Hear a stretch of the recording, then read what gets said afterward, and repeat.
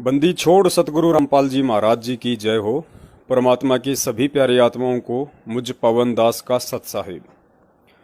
पुण्यात्माओं, बहुत सारे भाई बहनों को थोड़ी चिंता बनी हुई है। जैसे कल हमारी जो एक बहन है संगत में से, उन्होंने दास को फ़ोन किया क्योंकि उन्होंने जो परमपिता परमेश्वर ने दास को निमित्त बनाया था सोना ना पहनने वाला वीडियो देख के उनको अंदर से परमेश्वर की दया से उनको प्रेरणा हुई और उन्होंने जितना भी सोना था सारा उन्होंने अपने शरीर से उतार दिया। जितना उनके घर पे रखा हुआ था, जितना वो सेल कर सकती थी, उस बहन ने उस सोने को सेल किया। वो तकरीबन 92,000 रुपये का बिका और बहन ने दास को फ़ोन किया। तो दास ने, जैसा कि आप सभी ने कल वीडियो में सुना होगा, दास ने पहले बहन को मना किया कि बहन आप हमें पैसा ना भेजिए, आप हमें केवल अपनी सेवा लिखवा दीजिए। लेकिन किसी भी कारण से बहन उस पैसे को अपने घर पे अपने अकाउंट में रखने में समर्थ नहीं थी। तो बहन ने कहा कि हमें आप पे पूर्ण विश्वास है, आप हमारे भगत भाई हो और आप इस पैसे को अपने खाते में डलवा लीजिए और किसी भी भगत भाई बहन को आवश्यकता हो, जो ज़रूरतमंद हो, परमेश्वर उनकी मदद करवाएं। तो दास ने उनको कजोड़ भगत जी का नंबर भेज दिया और कजोड़ भगत जी से बाद में उनकी बातचीत हुई होगी। हो सकता है बहन ने भेज दिया होगा, नहीं तो आगे भेज देगी। तो इस बात को लेके बहुत सारे भगत भाई बहन संगत में से कुछ चिंतित दिखाई दिए, जो कि सत्सेवक हैं, जो कि सच्चाई के राह पे चल रहे हैं। चिंता उनकी भी जायज़ है कि भगत जी, हो सकता है इस तरीके से सतलोक आश्रम मैनेजमेंट हरियाणा वालों की भी कोई चाल हो सकती है। वो लोग भी इस तरीके से बाद में आपको परेशान कर सकते हैं, पैसा वापस लेने के लिए अन्य किसी प्रकार के झूठे इल्ज़ाम लगा सकते हैं, हम सत्सेवकों को बदनाम कर सकते हैं। ठीक है, ये पक्ष था उन भगत भाई बहनों का जिन्होंने दास को कॉल भी किया, कुछ ने अपने मैसेज भी डाले। तो दास यहाँ पे उन सभी भगत भाई बहनों को जो दास को मैसेज कर रहे हैं या दास को जिन्होंने फ़ोन करके ये सलाह दी है, उन सभी से दास की प्रार्थना है। दास उनको एक संदेश देना चाहता है कि देखिए, दास ने जिस बहन को कजोड़ भगत जी का खाता नंबर दिया है, मैं उस बहन को जानता भी नहीं, पर्सनली मैं कभी उससे मिला भी नहीं। हो सकता है उससे पहले मेरी और उसके कभी बातचीत भी हुई हो, मुझे उसका ध्यान भी नहीं। वो बहन कहाँ से है मुझे ये भी पता नहीं, उस बहन का नाम क्या है मुझे ये भी पता नहीं, उस बहन ने नाम दीक्षा कब ली मुझे ये भी पता नहीं। उसने दास का वीडियो देखा, उसको अंदर से परमात्मा ने प्रेरणा की और उसने सोना बेच के दास को फ़ोन किया, दास ने खाता नंबर दे दिया। अब पुण्यात्माओं, एक चीज़ हमें यहाँ पे समझनी पड़ेगी। पहली बात तो ये, अगर ये पवन दास अगर इस तरह की, अगर ये फ्रॉडबाजियों से अगर डरता, घबराता, या कोई पवन दास को बदनाम कर देगा, झूठा इल्ज़ाम लगा देगा, इन बातों से अगर मैं डरता, अगर मैं विचलित होता, तो आज 7 साल से इस परम पिता परमेश्वर के सत भक्ति मार्ग में इन काल भगवान के सबसे बड़े गुंडे, सबसे बड़े एजेंट सतलोक आश्रम मैनेजमेंट हरियाणा वालों के सामने चट्टान की तरह डट के खड़ा नहीं होता। जिन्होंने 3 बार दास को जान से मारने की पूरी कोशिश कर ली हथियारों समेत, 2 बार तो इनका मौका लगा, इन्होंने दास को कमरे में बंद करके जानवर की तरह पीटा, लेकिन परमात्मा ने बाल भी नहीं टूटने दिया। और परमेश्वर ने हर तरीके से इनके नाक में वो दम रखा कि छींक आवे तो इनको छींकने का भी मौका नहीं दिया।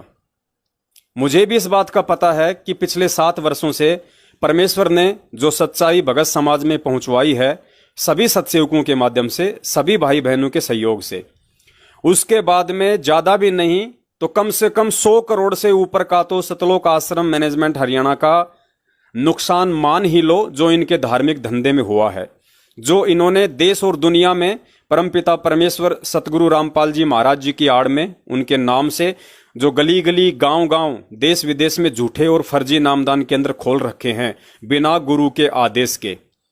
उन नामदान केंद्रों पे लोगों ने जाना छोड़ दिया। उन नामदान केंद्रों पे बैठे हुए ठगों को, जो खुद कोई काम धाम करते नहीं, 95% लोग संगत के दान से, ज्योति पाठ के पैसों से खाते हैं, मकान किराया भरते हैं, बच्चों की फीस भरते हैं, मोबाइल, गाड़ी का तेल बिल सब भरते हैं। उन सभी के धंधे पे आफत आ गई। तो मुझे इस बात का अच्छे से पता है कि मेरे ऊपर ये लोग किस कदर लालटेन की तरह चसे हुए हैं। ये कोई भी मौका अपने हाथ से नहीं जाने देंगे जिससे कि पवन दास की बदनामी हो या पवन दास को मौत के घाट उतारा जाए। मेरे साथ परमेश्वर है, मेरे साथ मेरा गुरु है, मेरा भगवान है, और वो मुझे जो प्रेरणा करके चलाता है वो मैं उनका साक्षात आदेश ही मानता हूं, क्योंकि सतगुरु की प्रेरणा सतगुरु का साक्षात आदेश होता है। और जिस कदर उन्होंने पिछले 7 साल से इस भयंकर षड्यंत्र से और ऐसे ऐसे महागुंडों के बीच से मुझे निकाल के, और जिस कदर मुझे सेवाएं दी हैं, सेवाओं के लिए मुझे समय दिया है, और इन काल एजेंटों की नाक में उस परमात्मा ने जो दम किया है, जिन गुरुदेव के कलयुगी परिवार वाले भाई बंधु रिश्तेदार बेटा बेटी पत्नी की लोग देवी देवताओं की तरह पूजा किया करते थे, उनको मानते थे, उनको इज्जत दिया करते थे बरवाला कांड से पहले, आज उन बेटा बेटी भाई बंधु रिश्तेदार जवाई उनकी पत्नी यहां तक कि जो उनके खास रिलेटिव हैं, आज संगत वाले उनको मिट्टी के भाव जानने लगे हैं, उनको 2 कौड़ी का समझने लगे हैं कि परमेश्वर का कोई बेटा बेटी भाई बंधु जवाई नहीं है, ये स्वयंभू परमात्मा है। लगता जरूर है कि ये मां के गर्भ से आया है, लेकिन ये मां के गर्भ से नहीं आया, ये सारा खेल उसका सूक्ष्म है, क्योंकि परमात्मा ने इस समय ज्ञान आधार से अपनी पहचान करवानी थी, इसलिए परमात्मा ने जानबूझ के ऐसी लीला की ताकि लोग इस ज्ञान को समझ के, इस तत्व ज्ञान से मेरी पहचान करें, मेरी परख करें और मुझे एक मानुष से अलग दृष्टि से देखें। जैसे आदरणीय गरीबदास जी महाराज जी भी ठीक उसी प्रकार इस पृथ्वी पे आए थे लीलामय तरीके से, जैसे आज परमपिता परमेश्वर सतगुरु रामपाल जी महाराज जी आए हैं। गरीबदास जी महाराज जी भी ठीक इसी प्रकार रानी माता के गर्भ से आने की उन्होंने सूक्ष्म रूप में लीला की, दुनिया को लगा कि ये मां के पेट से आए हैं। ठीक इसी प्रकार आज संत रामपाल जी महाराज जी इंद्रो माई के गर्भ से आने की लीला की सूक्ष्म रूप में, लेकिन वो गर्भ से नहीं आता। गरीबदास जी महाराज जी के पिताजी का नाम बलराम जी, माता का नाम रानी था। आज संत रामपाल जी महाराज जी की सांसारिक दृष्टि से जो माता जी हैं उनका नाम इंद्रो देवी, जो कि अपनी देह का विसर्जन कर चुकी हैं, और उनके सांसारिक रूप में जो पिताजी वो श्री नंदराम जी, जो कि अपना देह का विसर्जन भी कर चुके हैं। आदरणीय गरीबदास जी महाराज जी के भी बेटा बेटी थे, इधर संत रामपाल जी महाराज जी के भी बेटा बेटी हैं। सांसारिक रूप में दिखावे में उनके भी रिश्तेदार थे, इनके भी रिश्तेदार हैं। वे भी जाट परिवार में आए, ये भी जाट परिवार में आए, वो भी जमींदार थे, ये भी जमींदार हैं। तो कहने का मतलब है पुण्यात्माओं, ज्ञान परमेश्वर ने हमें इसीलिए दिया है ताकि हम उस परमात्मा को सांसारिक दृष्टि से एक मानव की तरह ना देख के हम उसको परमेश्वर की दृष्टि से देखें, तभी वो हमें समझ में आएंगे। तो पुण्यात्माओं, दास के कहने का मतलब है ऐसी ऐसी चाहे 1000 बहनें दास के खाते में पैसा डालो, चाहे कजोड़ भगत जी के पैसे उसमें खाते में पैसा डालो, हमें कोई टेंशन नहीं है किसी प्रकार की, ना हमें कोई बदनामी की चिंता है, ना हमें किसी के कोई घातक हमले की कोई चिंता है, ना किसी की कोई फ्रॉडबाजी की कोई टेंशन है। क्योंकि सपोज कीजिए उस बहन की जगह अगर मेरी अपनी बहन होती सगी, जिसको अपन कह सकते हैं सांसारिक दृष्टि से, जिसने मेरी माताजी से ही जन्म लिया हो, जिसे हम अपनी सगी बहन कहते हैं, उस बहन के साथ भी यदि ऐसी ही कोई प्रॉब्लम होती और यदि वो उस पैसे को अपने घर पे रखने में योग्य नहीं होती और वो बहन मुझे कहती कि भाई मेरी तरफ से ये 50,000 रुपए हैं और तू अपने खाते में रख ले, और अगर किसी को मदद की जरूरत हो तो उसकी मदद कर देना, नहीं तो बाद में मेरे वापस लौटा देना, या गुरुजी आए तो गुरुजी के चरणों में भेंट कर देना। तो बताइए पुण्यात्माओं, उस समय मैं क्या करता? क्या मैं अपनी बहन की उस बात को टाल देता? क्या मैं अपनी बहन को ये कह के मना कर देता कि बहन नहीं, क्या पता तू कल को मेरे ऊपर झूठा इल्जाम लगा दे, क्या पता तू कोई फ्रॉडबाजी कर दे, क्या पता तेरे मन में कोई छल कपट हो? क्या मैं अपनी उस सगी बहन को यह शब्द कह सकता हूं? क्या मैं उसके कहने पे उस पैसे को अपने खाते में डलाने से मना कर सकता हूं? आप कहेंगे जी बिल्कुल नहीं कर सकते, क्योंकि वो आपकी अपनी सगी बहन है, वो ऐसा नहीं कर सकती। तो पुण्यात्माओं, ठीक यही धारणा हमने भक्ति मार्ग में लानी पड़ेगी। इस परमेश्वर के भगत बनने के बाद, इस परमेश्वर की सत भक्ति अपनाने के बाद, इस परमेश्वर का तत्व ज्ञान लेने के बाद, वो जो बहन है जिसको मैं जानता तक नहीं, जिसका नाम तक नहीं जानता, वो कहां से है मैं ये नहीं जानता, ना वो मेरे बारे में कोई जानती सिवाय एक नाम के कि पवन दास सतसेवक, बस। इसके अलावा वो मेरे बारे में कुछ नहीं जानती और इसके अलावा मैं उसके बारे में कुछ नहीं जानता। उसके बावजूद उस बहन ने विश्वास करके और यदि दास के पास में पैसे रखने के लिए कहा है, और जबकि मुझे पता है कि वो मेरी गुरु बहन है, तो गुरु बहन तो माँ जाई सगी बहन से भी लाखों गुना बढ़ के होती है, तो मैं उसे अपनी सगी बहन ना मान के मैं कैसे उसके ऊपर शंका कर लूं? मैं कैसे उसके ऊपर शंका कर लूं? क्या उस बहन के ऊपर शंका करके मैं अपने गुरु पे शंका नहीं कर रहा? क्या मैं अपने गुरु की नजरों में नहीं गिर रहा? क्या मैं ये दोगलापन व्यवहार यहां पे जाहिर नहीं कर रहा? अगर मैं इस तरह के विचार अविश्वास वाले कि वो बहन कल को ये कर देगी वो कर देगी, अगर मैं अपने मन में लेके आता हूं, तो ये जाहिर होता है, ये सिद्ध होता है कि मैं अभी उसको अपनी सगी बहन से भी ज्यादा नहीं मान रहा। मैं उसको अपनी सगी बहन से भी कम मान रहा हूं, जो मेरी माँ जाई है। लेकिन ज्ञान ये कहता है कि बेटा वो तेरी गुरु बहन है, और जो धर्म की बहन होती है, जो गुरु बहन होती है, वो तेरी माँ जाई सगी बहन से भी लाखों गुना बढ़ के होती है। तो पुण्यात्माओं, पवन दास की तरफ से कोई भी भगत भाई बहन टेंशन लेना छोड़ दे, चिंता लेना छोड़ दे। मेरा रखवाड़ा राम है, और इसके अलावा कोई माई का लाल इस धरती पे मेरा बाड़ बांका नहीं कर सकता 1 इंची भी, क्योंकि मैं परमात्मा के प्रति समर्पित हूं। मेरी निंदा उस परमात्मा की निंदा, मेरी बड़ाई उस परमात्मा की बड़ाई, मेरी पिटाई उस परमात्मा की पिटाई, मेरे प्रति शंका उस परमात्मा की शंका, क्योंकि मैं सत भक्ति कर रहा हूं और परमेश्वर के प्रत्येक वचन पे अटल और विश्वासी होकर चल रहा हूं। और परमेश्वर कहते हैं, मम संत मुझे ही जान मेरा ही स्वरूपम। अगर कोई संत हो तो, अगर कोई भगत हो तो किसी भी भाई बहन को इस तरह की टेंशन लेने की आवश्यकता नहीं है। दूसरे भगत भाई की यह भी सलाह थी कि भगत जी, आपने जो पैसा डलवाया है जो कजोड़ भगत जी के खाते में, वो पैसा आप जी उनके खाते में ना डलवा के आप जी 2-4 भगत भाई मिलके कोई एक अपना कॉमन अकाउंट खुलवा लो, यानी 3-4 भगत भाई मिलके और एक सामूहिक खाता खुलवा लो, ताकि सबकी देख रेख में रहे। तो मैं निवेदन करूंगा भाई, ये कोई चंदे का पैसा नहीं आ रहा है, ये कोई अज्ञानी और मूर्ख लोगों का पैसा नहीं आ रहा है जो समय आने पे अपनी जुबान से फिर जाएंगे। ये परमेश्वर के बच्चों का दान है। वो हमारे खाते में पैसा डालने से पहले या रजिस्टर में सेवा की एंट्री करवाने से पहले उस पैसे को अपने पूज्य गुरुदेव का, जहां भी उन्होंने अपने घर में दरबार लगा रखा है, सबसे पहले उस दरबार में रखते हैं उस पैसे को, और परमात्मा से ये निवेदन करते हैं, दंडवत करके प्रार्थना करते हैं कि हे परमपिता परमेश्वर, ये मिट्टी हमने आपको समर्पित कर दी है, और परमात्मा ये सेवा हम वहां पे लिखवा रहे हैं। अब हमारे लिए तो मिट्टी के नोट हैं, ये कागज के नोट हैं परमात्मा, हम तो आपको समर्पित कर चुके हैं अभी, ये चाहे सेवा में लगे या ना लगे। और फिर परमेश्वर कहते हैं कि साधु भूखा भाव का, धन का भूखा नहीं।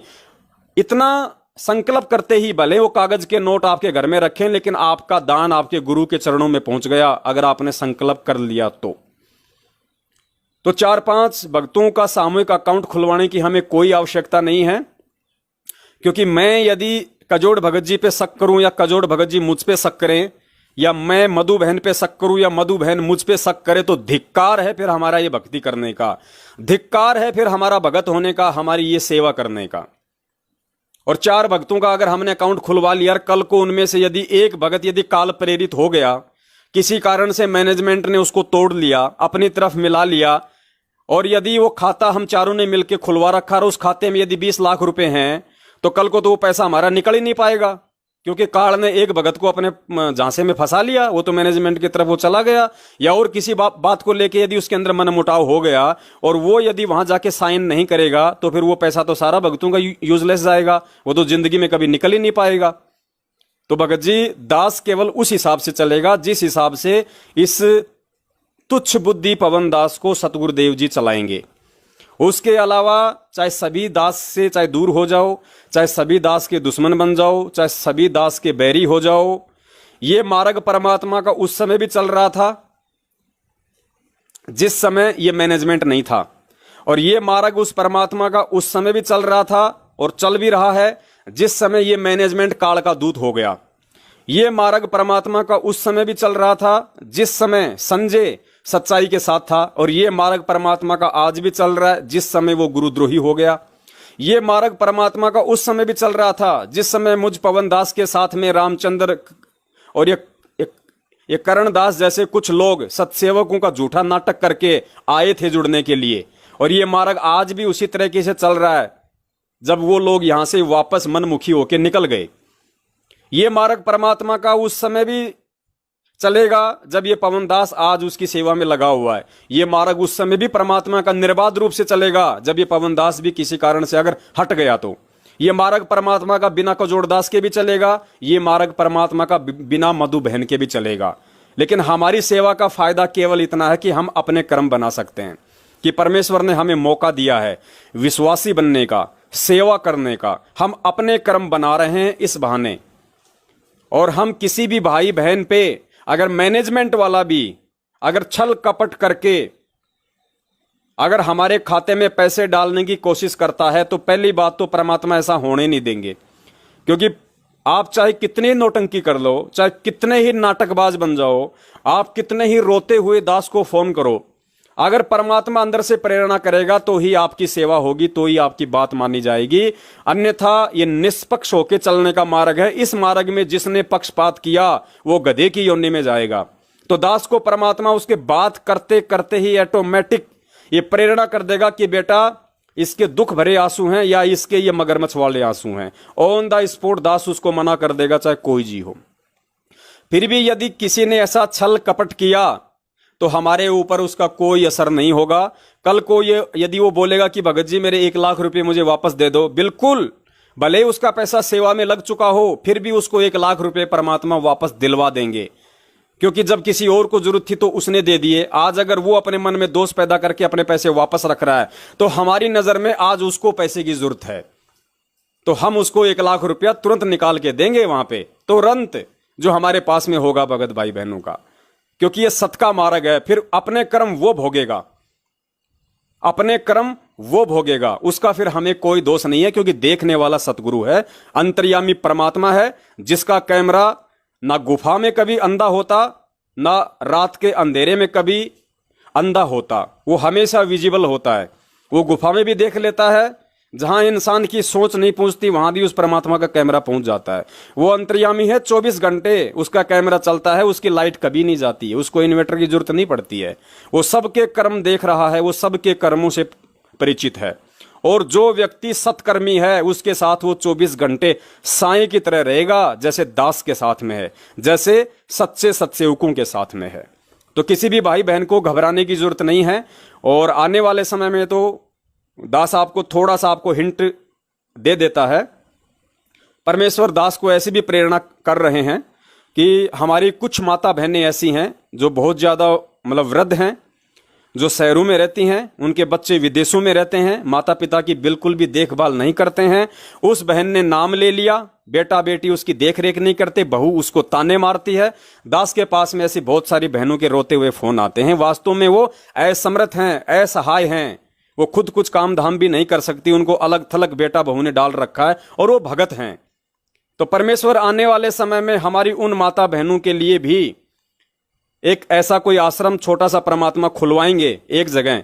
जब परमात्मा दास पे दया करेंगे, दास अपने पुरुषार्थ से, दास अपनी कमाई से 2 या 4-5 लाख रुपए का दास के ऊपर जो भगत भाई बहनों का एक कर्जा है, और मंद बुद्धि में वो भगत भाई बहन दास को बेवजह जो परेशान करते हैं, इसलिए दास थोड़ा सा अपने हिसाब से अभी रह रहा है, भगत समाज के सामने नहीं आ रहा। जैसे ही परमेश्वर दया करेंगे, साल 6 महीने में यदि वो पैसा मैं उनका उतार पाया अपनी मेहनत करके, उसके बाद दास सार्वजनिक रूप से परमेश्वर दया करेंगे, कहीं भी किसी भी भगत भाई बहन को परमात्मा निमित्त बना देंगे। उसके खेत में, उसकी जमीन पे, बीघा में, 2 बीघा में एक छोटा सा हम एक झोपड़ी डालेंगे। ज्यादा खर्चा नहीं करेंगे मैनेजमेंट वालों की तरह, हम लोहे की चदरें डाल लेंगे, अपना सिंपल तरीके से काम करेंगे। उन माता बहनों को वहां पे उनके बेटा बेटियों से बाकायदा एग्रीमेंट करवा के लिखवा के लेके आएंगे कि आज से तेरी कोई जिम्मेदारी नहीं है, अगर ये मर भी गई तो इसका दाह संस्कार हम लोग अपने हिसाब से करेंगे, तेरे को आने की भी जरूरत नहीं है, ना तेरे को सूचित किया जाएगा। तो उन माता बहनों को दास वहां पे लेके आएगा। और सेवा के लिए भी सत्सेवक भाई बहन होंगे, हमारी माता बहनें होंगी। अगर परमेश्वर ने दया की तो जैसी परमात्मा प्रेरणा कर रहे हैं, जब तक गुरुदेव नहीं आ जाते हैं, तो आने वाले समय में तो वो भी सिस्टम शुरू होगा।